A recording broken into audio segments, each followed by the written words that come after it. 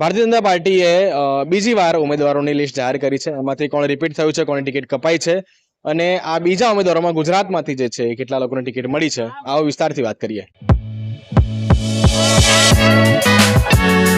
નમસ્કાર, હું છું અનિલ, તમે જોઈ રહ્યા છો માધ્યમ ન્યૂઝ। વાત કરીએ કે જ્યારે સૌ પ્રથમવાર ભારતીય જનતા પાર્ટીએ જે ઉમેદવારોની લિસ્ટ જાહેર કરી, જેમાંથી ગુજરાતના 15 નામો હતા, એમાંથી 10 નામો રિપીટ થયા હતા, 5 નામો જે હતા એ નવા હતા। ફરીથી જ્યારે બીજી વાર ઉમેદવારોની લિસ્ટ જાહેર કરવામાં આવેલી છે, એમાં 5 નામો જે છે નવા છે, 2 નામો ફક્ત રિપીટ થયા છે। એટલે કે નો રિપીટની થિયરીની વાત કરવામાં આવે તો ફક્ત ને ફક્ત 2 જ નામો અત્યારે બીજી યાદીમાં રિપીટ થયા છે।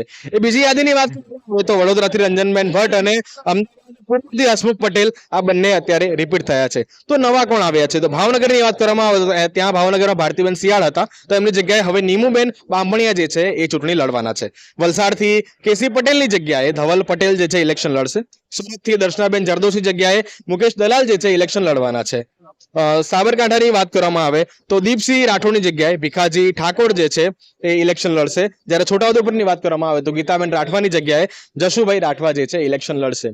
તો આ પ્રકારે આ જે માહોલ જે છે એ બીજી વાર જ્યારે જાહેર થયા છે, ત્યારે અત્યારે આપણે અમદાવાદ પૂર્વમાં છે। અમદાવાદ પૂર્વમાં અત્યારે એચ.એસ. પટેલની જે નામ જાહેર કરવામાં આવેલી છે, ત્યારનો જે પાછળનો જે માહોલ દેખાઈ રહ્યો છે કે આ પ્રકારે એ માહોલ બનેલો છે એ ખૂબ જ જેને કહેવાય કે 5 લાખથી વધુનો જે જીતવાળો જે માહોલ જે છે એ દેખાઈ રહ્યો છે। આ વિષયને લઈને એચ.એસ. પટેલ જે ઉમેદવાર જે છે, જે એક સાંસદ તો છે જ અત્યારે, પરંતુ હવે પણ ફરીથી પણ ભારતીય જનતા પાર્ટીમાંથી ઇલેક્શન લડવાના છે।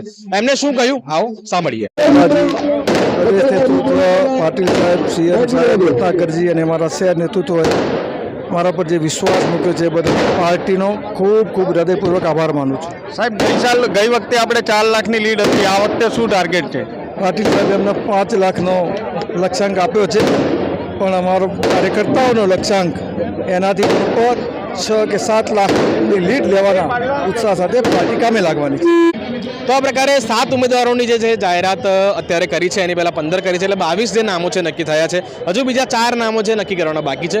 તમને શું લાગે છે આ 4 નામો કોણ કોણ હોઈ શકે છે એ કમેન્ટમાં જરૂરથી જણાવો અને વધુ માહિતી પણ જોતા રહો માધ્યમ ન્યૂઝને।